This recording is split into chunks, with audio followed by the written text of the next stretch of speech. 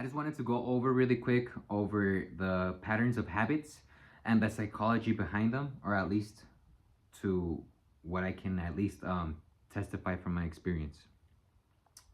So every single time that I lock in for around 30 to or 20 to 30 days, at the very beginning, it feels like I'm exerting a lot of force, and I keep on questioning if it's really worth the amount of effort that I'm putting in to cultivate this new habit. It doesn't matter whether I'm trying to get back into the gym, or if I'm trying to stretch every single day, or if I'm trying to record in front of the camera like I am right now. The one thing, like the one living question that keeps on stumbling around in the back of my head, at least for the first 5 days, is it really worth it? Like at the end of the day, is this really gonna get any easier? And the thing is that our minds usually want to conserve as much energy as they possibly can. They want to save as much energy because they're kind of like still in the mindset where we need to survive, like they did back in the when we used to live in the wild. So allocating all this energy into one new habit, it's really a low reward and high risk type of transaction, at least at the very beginning.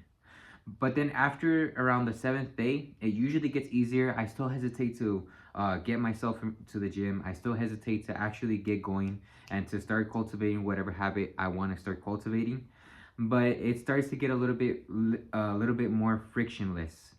And once I get into this mode, I usually try not to stop, because if I stop in this phase, like in this third phase, from the 7th to the 13th day range, I usually find that it's very easy for me to fall off the wagon and to just leave it for months on end.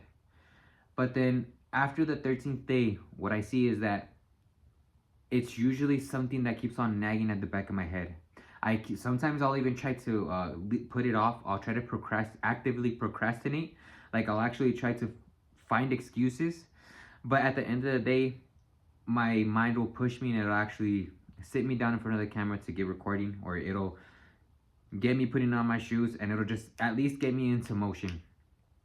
And sometimes that little motion, like that little activity that you do, like just putting on your running shoes for the gym, or just simply setting up the tripod to start recording, more times than not, that's enough for you to actually get the ball rolling and to just get into flow. Are you still gonna have bad days? Yeah, that's inevitable. But at the end of the day, what you really want to strive for is longevity and not perfection. And I feel like this is one of the things that I struggled with for so long, simply because I kept on trying to be perfect.